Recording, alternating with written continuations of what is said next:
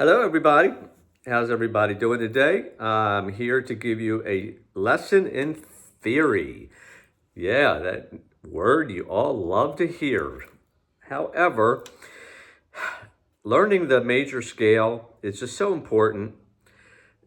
The numbers of each note, because it relates to the chords that you're playing. It's just really important to know if you're going to be a long time guitarist and you're going to be playing with other musicians that have other abilities and could have gone to formal school, Berkeley or whatever institutes in your area that teach music. It's just having some knowledge of what you're doing is only going to make you a better guitarist and a better musician. So we went through this before a few times, that I'm telling you how the major scale can easily identify, the notes that are in whatever chord that you're playing, because the chords that you're playing have a root normally and a third and a fifth. If you're doing a minor 7, a major 7, or a dominant 7, then the 7th note of that scale is added. And then when we get into the sus2, suspended 2nd, suspended 4th, and then a major 6, this is all derived from the scale. So there's a pattern that I showed you before that you can utilize up and down the neck, and mostly starting on the E and the A string, okay, with the same pattern. We can go to the D string, but because then we're adding in the 3rd string of B, and the B doesn't have a sharp, B sharp, it changes the pattern a little bit. So I'm going to start on the 3rd fret, and I'm going to do the G major scale, okay? And we're going to put the numbers, with the notes. We've got G is your root or number 1. Then we've got A, that's the 2nd. Then we have B is the 3rd. C is the 4th, okay? D is the 5th. E is the 6th. F sharp is the 7th. And then if you go back up to the next note, half a step, you're back where it starts over again. So this pattern is the same pattern we can use up and down the neck. It's this whole step, G to A, and then on the B string, we're starting on the 2nd fret and we're going a half step and then a whole step. So it's just to show you. And then when we go to the D string, again, we're doing a 3-note pattern and we're starting on the 2nd note, but instead of just going up a half step on this string, we're going up a whole step and then a half step. Okay?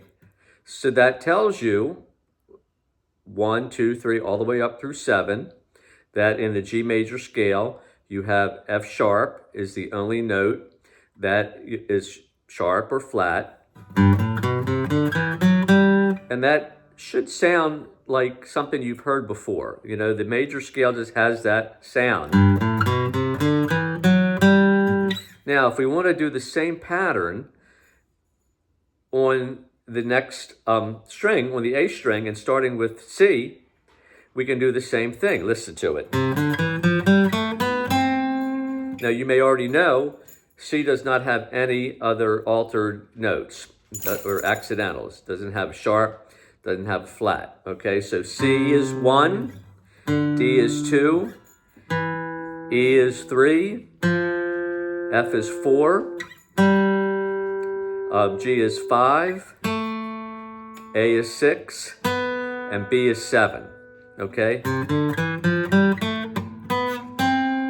Now, like I showed you before, if you want to alter the pattern just a little bit, we can do it one more time on the D string, okay? And this is starting on an F.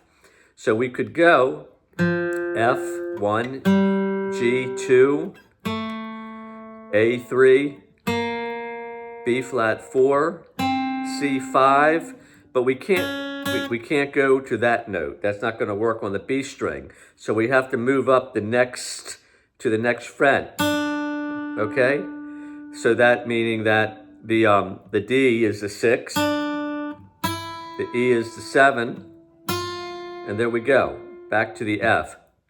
But see how we altered it a little bit. We didn't do, we did moving up to the 3rd fret. So B flat, okay, the 4th note, that's the only altered note, accidental, in that F chord, okay? So we can do this all the way up the neck, okay? If you want to start here on the 10th fret and go, you can determine 1 through 7 and what is sharp or flat in the D. Let me just show you. D1, E2, F sharp 3, G4, A5, B6, C sharp 7, and we could go to the next string too, and you can do it all over the fret, okay? All over every fret, every spot on the neck. It's just really helpful for you to know when you're playing a 7th chord or a minor chord, the 3rd is flattened, or, you know, what is the 5? Or when somebody says 1, 4, 5, you know, when you know the C scale, you know what they're talking about, because 1, 4, 5 is, C is 1. There you go. 4 is F. Okay, G is 5. Just add this as something else that you're going to work on as you learn the notes on the frets. And I said learn your notes on just the first 4 frets, because that's going to help us start reading when we get into your reading lessons. Have a great day. I hope this is helpful. See you next time.